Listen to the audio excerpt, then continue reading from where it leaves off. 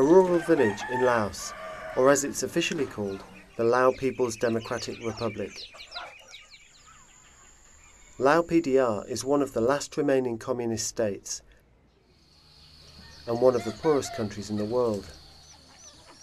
Here, 75% of the country's 5 million population live below the poverty level of $2 a day, and most of those live in the countryside with no access to electricity, healthcare or clean water. In many regions, once night falls, the darkness is absolute.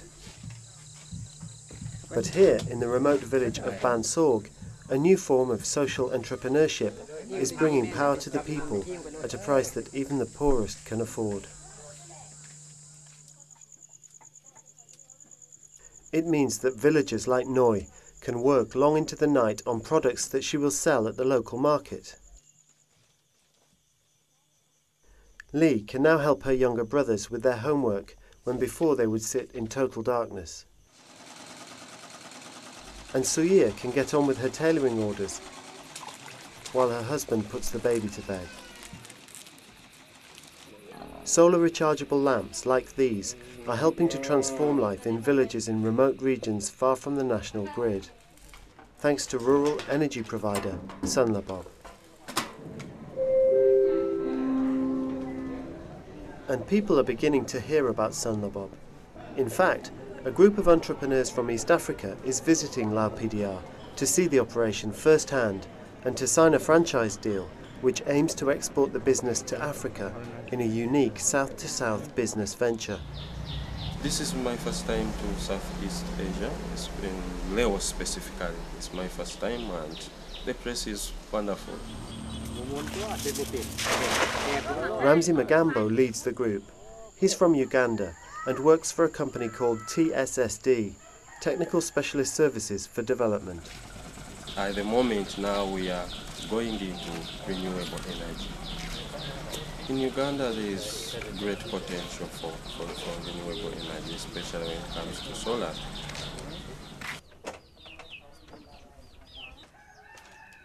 Sunlabob has a range of alternative energy products, from individual solar housing units to complete independent grids supplying AC power to whole villages far from the national grid, with an innovative combination of hydro, solar and diesel generator. But it's the solar rechargeable lamp that has really caught Ramsey's eye, and it's this that he really wants to take back to Uganda with him. Many people use kerosene, especially the rural households. 90% use kerosene, and the price of kerosene keeps on increasing. These are poor people, but at least the money they spend on kerosene can be used to get better light using solar rechargeable lamps. Cheaper, cleaner, safer energy. Sounds too good to be true? That's what German social entrepreneur Andy Schroeter wondered in 2000 when he founded the company, after he felt he'd spotted a gap in the market. There is a demand, I realized this, and I thought maybe a good opportunity to start a business here in Laos. Having spent 5 years in Lao PDR as a development worker, Andy Schroeter knew that villagers didn't have the money to buy solar systems. So he decided to sell the energy to them on a rental basis, just like people pay in the cities. The company starts in an area by finding a local entrepreneur to become the franchisee. He will be responsible for a number of villages across a district, and he in turn will employ a villager to maintain the service and collect the rental fees in each of the villages. And there's always someone with technical ability to be found. And Sunlabob has been successful. The company has attracted investment from leading social development financial institutions such as the Dutch Development Bank, FMO. We give very long loans in countries where normally commercial banks don't want to invest. For instance, the Sunlabob, it's our first investment in Laos.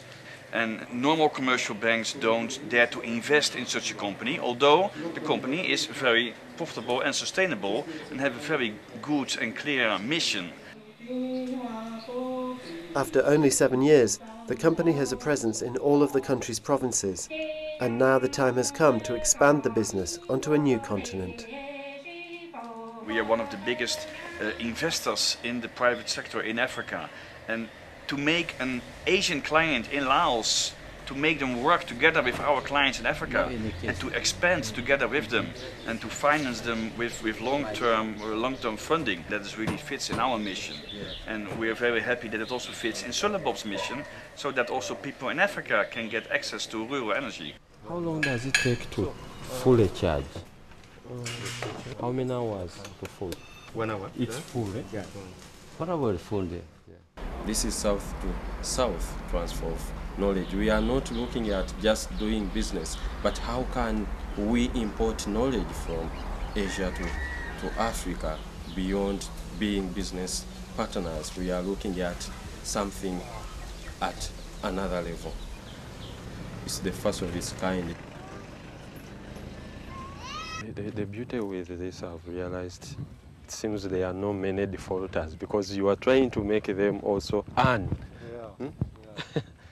The purpose for going to the village still is how has Sunlabob been so successful in implementing the technology, the knowledge in the villages. It is the best experience we are expecting to get from the field. See how these people are doing. What are their impressions? Now, can this be imported in Uganda? What I'm certain of, Laos is not so much different from Uganda. The rural setup, I'm certain, is the same. So, except the knowledge, people can walk away. that's the purpose for the visit. Also to get first-hand experience, hands-on training is the best way to acquire knowledge. Yeah, let's take it to Africa. My friend in Tanzania. Uganda, we are ready. Yeah, this is great. It's the last night in Lao PDR for the Africans, and they're given a traditional send-off. But it won't be long before Ramsey sees his new Lao partners again. They have an appointment in Accra, Ghana, as they've been selected as one of the 54 finalists in the World Bank's Lighting Africa competition, and they're taking the solar lamps with them to display. We are going to Accra still to get business partners, to share experience, and to see how the rest of the world is doing in clean energy. Right? But with a $200,000 prize and the chance to develop great business contacts, Lighting Africa could be the springboard for Ramsey to really start the franchise off in Africa.